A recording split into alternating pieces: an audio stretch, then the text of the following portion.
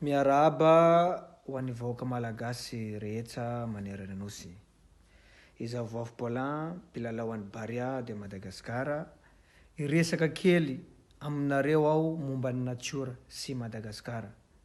Na dia misy aza izao valanaretina manakana ireo hetsika isan-karazany sy ny fivoanan'ny trano izao, dia andeha asehontsika ihany fa manandanja amintsika ny natiora.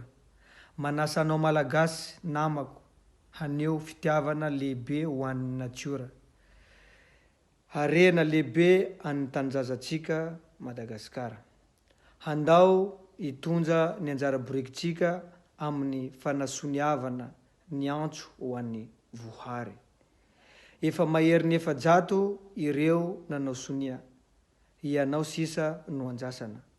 Harao ary ny rohy, milantsika ny natiora, milantsika i Madagasikara. Hello.